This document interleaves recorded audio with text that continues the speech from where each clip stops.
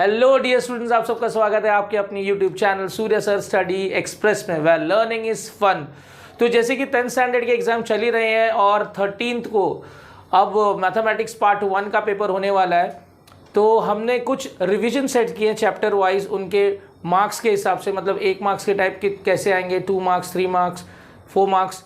तो हम लोग अभी चैप्टर 1 से लेके चैप्टर 5 तक जाएंगे, जिसमें हम लोग 1 मार्क्स टाइप के क्वेश्चंस को डिस्कस करते हैं। तो आइए शुरू करते हैं। तो पहला क्वेश्चन जैसा दिख रहा है कि क्वेश्चन नंबर 1 में हम लोगों ने यहाँ पे जो क्वेश्चंस लिए हैं, यहाँ पे 3 क्वेश्चंस, ये एमसीक्यू टाइप क्वेश्चंस हैं, ठीक है। तो यहाँ पे जैसा फर्स्ट क्वेश्चन पूछा गया है, find the value of 5, 3, -7 and -4। तो यहाँ पे ऑप्शन है ए -1 दिया है, बी -41 दिया है, सी 41 दिया है और डी 1 दिया है। तो हम लोगों को पता है, अब देखिए हम लोग इसका रफ वर्क तो करेंगे तभी तो हमको पता चलेगा कि इसका आंसर क्या है। तो अगर हम लोग इसका रफ वर्क करके देखें तो हम लोगों को पता चलता है कि हम लोगों को रूल पता है कि a इंटू, कैसे करेंगे हम लोग इसको, अगर कैसा होता है a into D minus B into C करते हैं हम लोग, करेक्ट। तो उस हिसाब से 5 इंटू -4 फिर -3 इंटू -7 होगा, बराबर। सो हमको क्या मिलेगा, 5 हो जा -20 मिलेगा, और ये माइनस इंटू माइनस क्या हुआ, प्लस हुआ, और 3 7 से कितना हो गया 21। तो -20 में से प्लस करेंगे 21 तो हमको कितना मिलेगा 1। तो इसका ऑप्शन क्या होना चाहिए, डी। तो डी इसका ऑप्शन है, D is the correct option. अब सेकेंड क्वेश्चन हमारे सामने है कि for a simultaneous equation in variables x and y, if dx is equal to 49, dy is equal to -63, d is equal to 7, then what is the value of x? तो x की value क्या होगी ये हमको बताना है। तो हमारे सामने ऑप्शंस क्या है, a 7 है, b -7 है, c 1/7 है और d -1/7 है। तो इसकी वैल्यू हम लोग कैसे निकालेंगे, हमको वैल्यू किसकी निकालनी है, x की निकालनी है। तो हमको फॉर्मूला पता है, x क्या होता है, dx अपॉन d होता है, करेक्ट। तो हमारा dx कितना है, यहाँ पे हमारा dx जो है वो 49 है, तो हम यहाँ पे लिख देंगे 49, और d कितना है हमारा, d हमको क्वेश्चन में दिया है कि 7 है। तो 7 1 जा 7, 7 7 जा 49। तो इसके अंदर जो ऑप्शन ए है ये हमारा करेक्ट ऑप्शन होगा 7। तो x की वैल्यू यहाँ पे क्या हो जाएगी, 7 हो जाएगी, ओके। तो let's move on to the third question.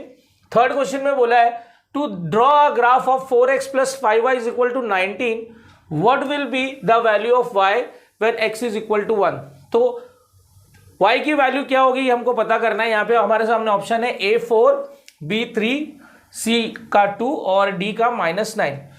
तो अगर हम लोग इसको अभी सॉल्व करें तो हम लोगों को पता है कि यहाँ पे x की वैल्यू क्या हो गई है, ये जो x है इसकी वैल्यू क्या दी है, 1 दी है।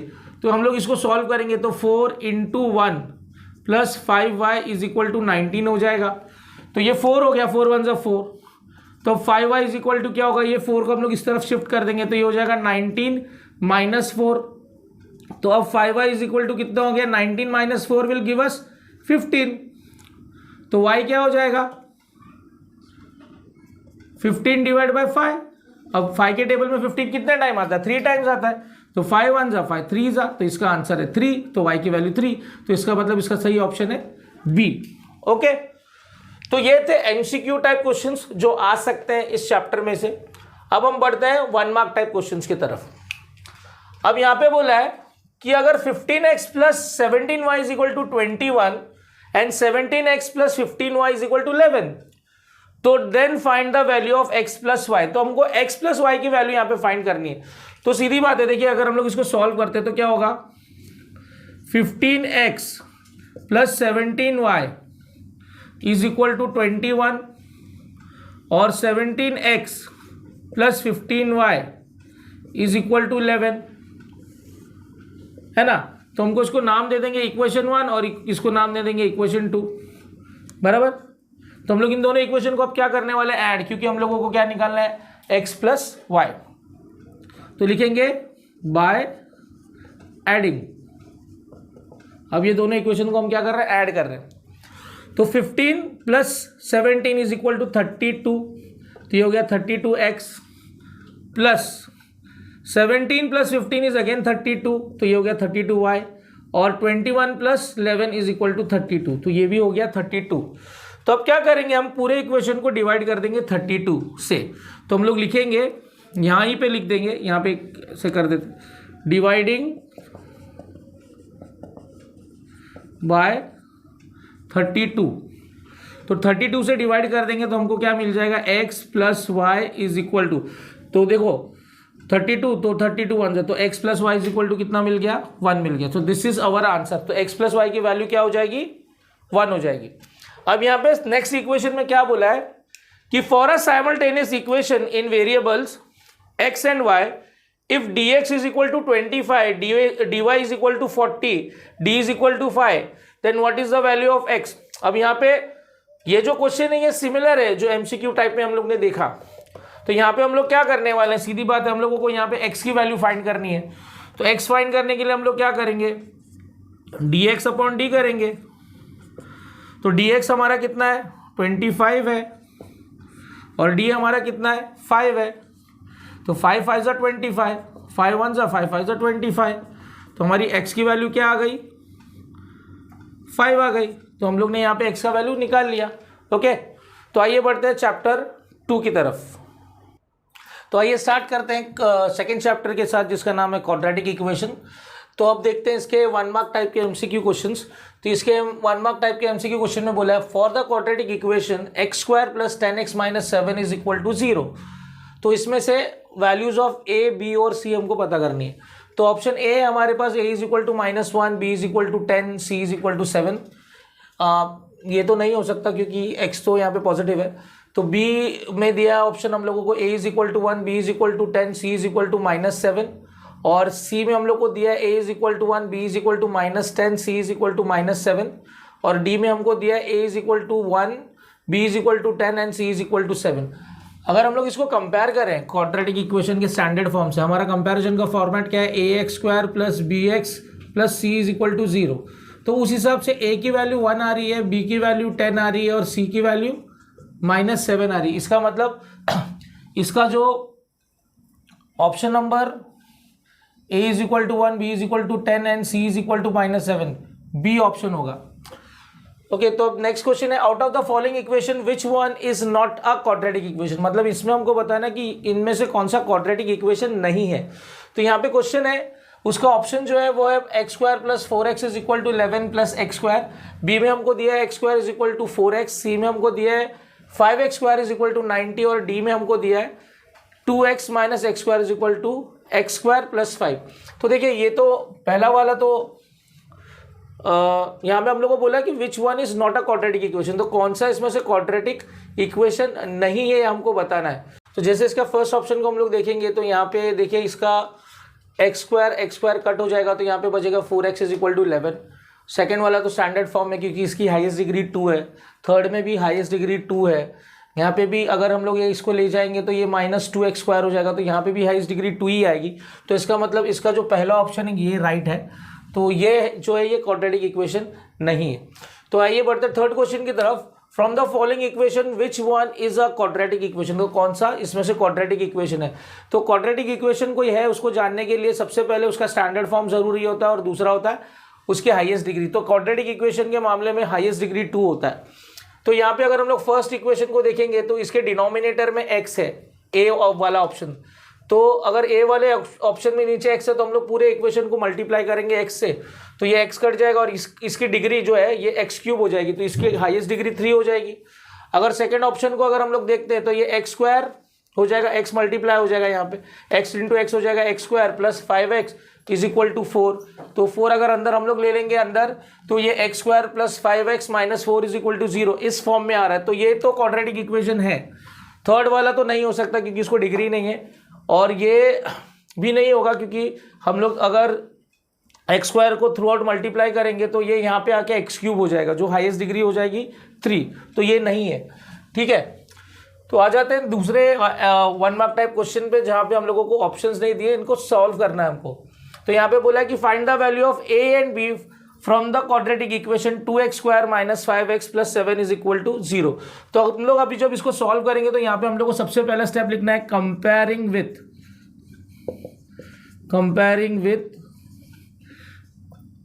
ax square plus bx plus c is equal to 0। Okay, so therefore यहाँ पे a की वैल्यू हो जाएगी 2, b की वैल्यू हो जाएगी -5 और c की वैल्यू हो जाएगी 7। दैट्स ऑलवेज सॉल्व हो गया। अब यहाँ पे पूछा है कि 2 जो है वो रूट है क्या quadratic equation, means determine whether 2 is a root of quadratic equation 2m square -5m is equal to 0। तो ये करने के लिए सबसे पहले हम लोगों को इसका LHS साइड लेना है। इसका लेफ्ट हैंड साइड क्या है, 2m square -5m, 2m square -5m। Okay, तो अब यहाँ पे m की जगह पे हम लोग 2 को सब्सटीट्यूट करेंगे।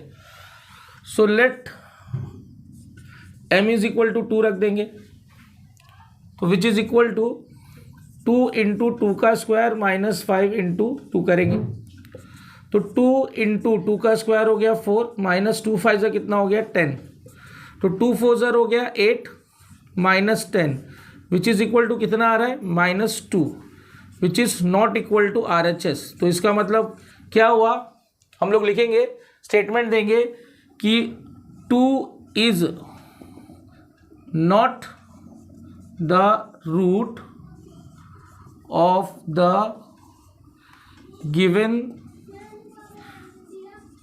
Quadratic equation. ओके, तो आइए बढ़ते हैं थर्ड चैप्टर की तरफ। तो आइए बढ़ते हैं थर्ड चैप्टर की वो तरफ जिसका नाम है अर्थमेटिक प्रोग्रेशन। देखते हैं इसका 1 मार्क टाइप MCQ। तो यहाँ पे फर्स्ट क्वेश्चन में पूछा है कि in the AP 2 -2 -6 -10 common difference D क्या होगा करके। तो यहाँ पे ऑप्शन दिया है A -4, C -2, B 2, D 4। तो हम लोगों को पता है कॉमन डिफरेंस निकालने के लिए हम लोग क्या करते हैं, कॉमनली हम लोग क्या करते हैं, T2 को माइनस कर देते हैं T1 के साथ, करेक्ट। तो यहाँ पे T2 हमारा क्या है, T2 हमारा -2 है, इसको हम लोग माइनस कर देंगे T1 के साथ, यानी किसके साथ, 2 के साथ, बराबर है। तो इसका कॉमन डिफरेंस हम लोग को निकालना है, क्या हो गया T2 -2। तो हम लोगों को इसका कॉमन डिफरेंस क्या दिख रहा है, ये देखो T2 - T1 हमको क्या मिल रहा है, -4 मिल रहा है। तो इसका मतलब हमारा ऑप्शन A राइट है, तो ये हमारा D है। ओके, ये हम लोग ने फर्स्ट को सॉल्व कर लिया। सेकेंड है, for an given arithmetic progression A जो है 3.5 है, D जो है 0, तो Tn क्या होगा। तो Tn की वैल्यू हम लोगों को निकालनी है। हम लोगों को Tn का फॉर्मूला मालूम है, देखिए Tn का फॉर्मूला क्या है, Tn is equal to A plus n -1 into D, correct. अब यहाँ पे हम लोगों को Tn फाइंड करना है, तो इसका मतलब क्या हो गया, A हमारे पास कितना है 3.5 है, A की वैल्यू 3.5 है, प्लस n -1, ये तो हमको पता ही नहीं n क्या है, D लेकिन हमको दिया है कि ये 0 है करके। ओके, तो अगर हम लोग इसको फर्दर सॉल्व करते हैं तो 3.5 प्लस n -1 इंटू 0, 0 को आप किसी से भी मल्टीप्लाई करोगे तो वो तो 0 ही हो जाएगा। तो इसका आंसर क्या हो गया, 3.5 हो गया। तो इसका जो ऑप्शन B है वो राइट है, ठीक है। अब यहाँ पे बोला है कि what is the sum of the first 10 natural numbers. तो सम ऑफ बोला है, तो यहाँ पे देखिए इसका एक शॉर्टकट है, हम लोगों को एक फॉर्मूला पता है, यहाँ पे ऑप्शन है हमारे सामने। तो Sn is equal to n/2 under bracket T1 plus Tn, इस फॉर्मूले को यूज करके इसको सॉल्व किया जा सकता है। ओके, अगर यूज करेंगे हम लोग उस फॉर्मूला को, तो अभी हम लोग अगर इसको निकालने को जाएंगे तो अभी हम लोगों को T1 प्लस Tn, तो यहाँ पे 10 का बोला है, तो यहाँ पे n की वैल्यू 10 हो जाएगी। तो ये क्या हो जाएगा, S10 is equal to 10/2 under bracket T1, यानी कि फर्स्ट टर्म हमारे पास 1 है और लास्ट टर्म हमारा हो जाएगा 10। तो ये हो जाएगा 2 1 जा 2 5 जा, तो यहाँ पे 5 इंटू 10 प्लस 1 हो गया 11, तो इसका आंसर आ जाएगा 55। तो ऑप्शन ए इसका आंसर है।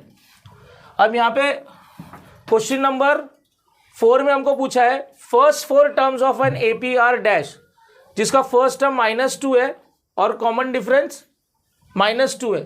तो इनमें से कौन सा होगा, देखो हम लोगों को पता है कि A is equal to T1 होता है।